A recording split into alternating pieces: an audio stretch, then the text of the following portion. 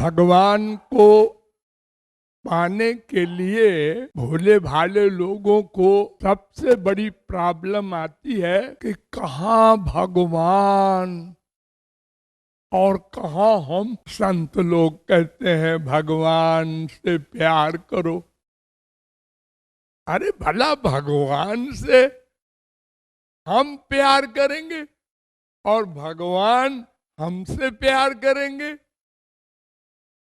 पहली बात तो ये कि भगवान को हमसे प्यार करने की बात दिमाग में ही नहीं आएगी, क्योंकि उनके यहाँ तो सब सामान दिव्य है।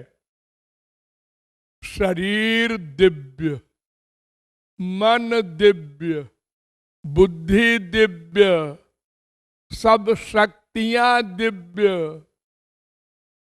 और एक एक शक्ति अनंत अनंत मात्रा की। हमारे संसार में कोई लड़की सोचती है मन में कि हम किससे ब्याह करें, तो अपने क्लास में सोचती है। मान लो कोई लड़की कुरूप है, वे पढ़ी लिखी है और शरीर भी रोगी है, तो वो ये नहीं सोच सकती कि राजकुमार से हम ब्याह करेंगे। जानती है हमको कौन अपनाएगा, कोई ऐसे ही कुरूप उरूप भले ही अपना ले। और भगवान कहाँ और जीव कहाँ? डरेगा, संकोच होगा। अरे भगवान भगवान की बात छोड़ो, हमारी स्पीच जो सुनते हैं, मैं कौन मेरा कौन, तो फोन करते हैं यहाँ लोगों को कि महाराज जी आम लोगों से मिलते हैं, बात करते हैं क्या? इतने बड़े विद्वान जो विश्व में आज तक कोई शास्त्र वेद के कोटेशंस के नंबर नहीं दे सका, ये आम लोगों से मिलते भी हैं क्या? इतना डर रहा है लोगों को।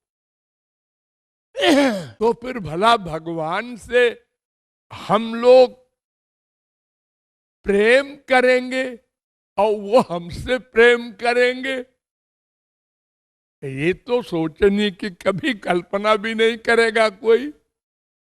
डरेगा, दूरी होगी, संकोच है। अरे जब संसारी प्राइम मिनिस्टर प्रेसिडेंट से मिलना, उससे हाथ मिलाना, यही आदमी सोचता है असंभव है, हमको तो ऐसा चांस कभी नहीं मिलेगा। जब एक बड़े बड़े ऑफिसरों को नहीं मिलता, तो भगवान ने ये रियायत कर दी। उन्होंने कहा तुम हमको भगवान मत मानो, न माने। हाँ, उन्होंने कृपा करके हम सब बच्चों के लिए 5 भाव बना दिए। 5 भाव, वो राजा हम प्रजा। तो प्रजा को अधिकार राजा के प्रति होता है, दूर का होता है।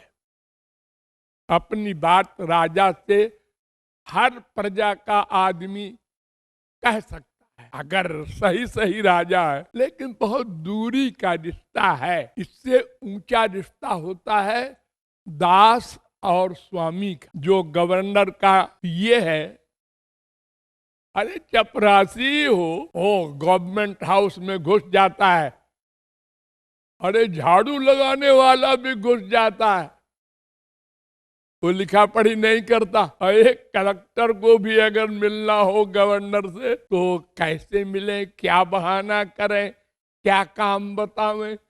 तो दास को बहुत अधिकार होता है, चरण दबाता है, सब प्रकार की सेवा करता है, फिर भी मर्यादा होती है। भरत जी ने कहा था ना, सिर बल चलऊं धर्म अस मोरा, तब ते सेवक धर्म कठोरा। जहां स्वामी का चरण पड़े, वहां दास का सिर पड़ना चाहिए। गुरु हो, भगवान हो, यही दो तो स्वामी हैं। तो इनका जहां चरण पड़े वहां दास का सिर पड़ना चाहिए, यानी सिर के बल चले तो इम्पॉसिबल है। तो फिर वो दास दास नहीं है, अपराधी है। लक्ष्मण जी जब चलते थे सीताराम के पीछे तो उनके चरणों को बचा बचा के अपना पैर रखते थे, जबकि वो भाई और भाभी थी, उनके पैर पे पैर न पड़ जाए, बड़ा कठिन है दास्य धर्म। तो भगवान ने कहा अच्छा हमको सखा मान लो, और ऊंचा अधिकार मिल गया। अब दोस्त बन गए भगवान। अरे अब तो कंधे पर बैठ गए भगवान के सखा लोग।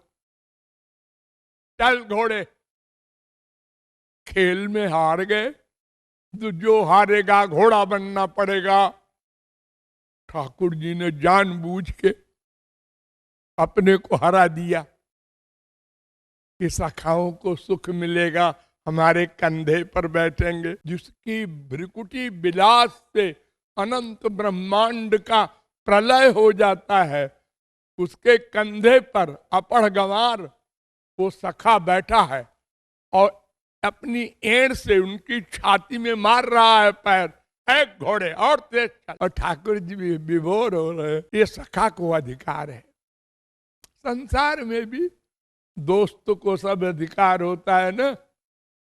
और गले में, अरे यार कहाँ बहुत दिन में मिले तुम, अरे तू तो बड़ा बदतमीज हो गया है, तू तो बड़ा गधा हो गया है, सब शब्द बोल लेते हैं। सखा सखा, सखी सखी, फिर भी दूरी तो कुछ रहती ही है।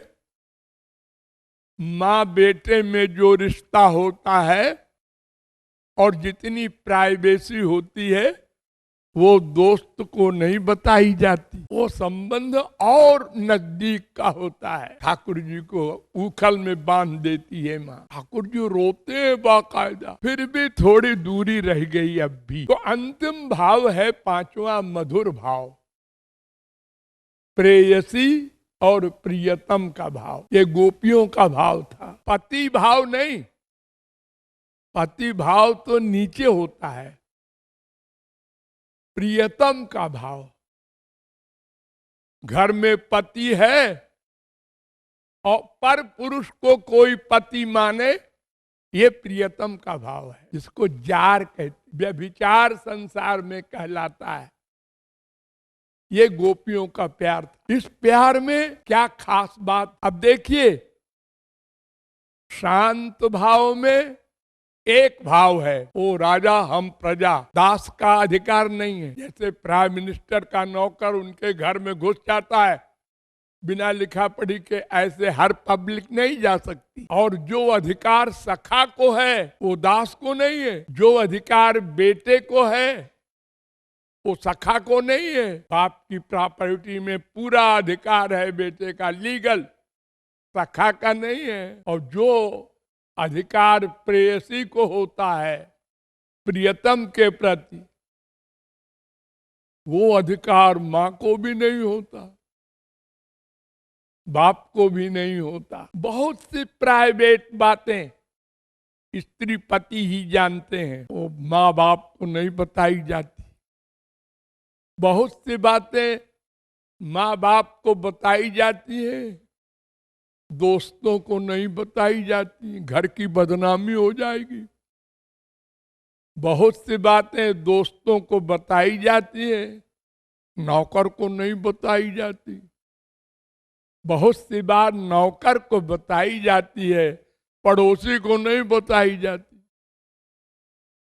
ये अधिकार है अलग अलग। तो दास जो है उसको दो अधिकार है, और ध्यान से समझो, वो दास भी है और आम पब्लिक की हैसियत भी है, उसको दोनों है। और आम पब्लिक को दास का अधिकार नहीं। गवर्नमेंट सर्वेंट हो तुमको ये रियायत दी जाएगी, और मैंने तो कभी सर्विस नहीं की गवर्नमेंट की, तो तुमको ये नहीं मिलेगा। जो सखा को अधिकार है वो दास को नहीं है।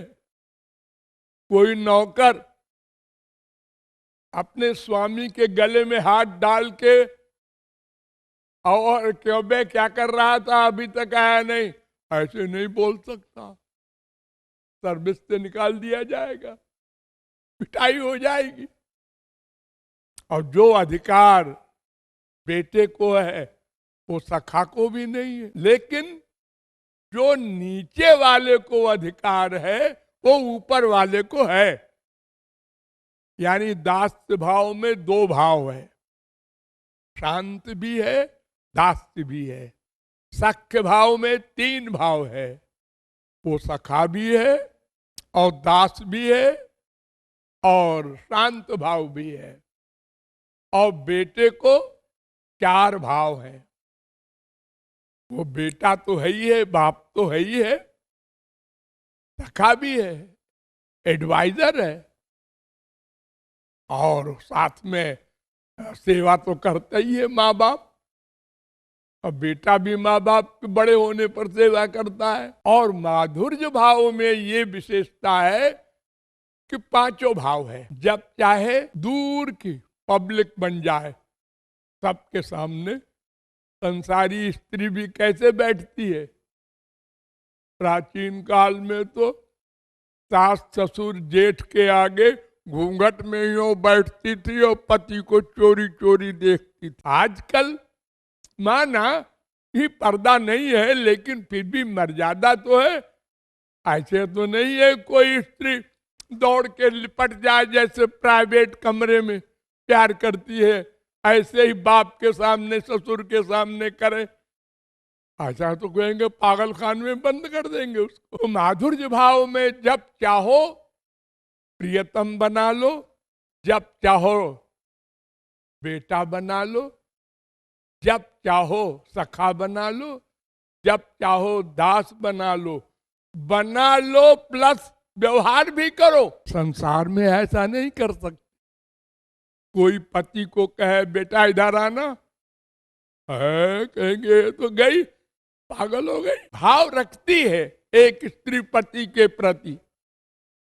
तुम खाते नहीं हो आजकल ठीक से, दुबले होते जा रहे हो, ये वात्सल्य भाव आ गया। लेकिन शब्द नहीं बोलेगी और बेटे वाला व्यवहार भी नहीं करेगी, डंडा लेके खड़ी हो जाए, कहां गया था, इतनी देर में क्यों आया। तो पांचों भाव में अधिकार है। मधुर भाव में ये कंसेशन है, रियायत है। हमारी जब इच्छा हो पति मान ले, जब इच्छा हो बेटा मान ले, एक एक सेकंड में। अनाथ रमण प्रेष्ठ।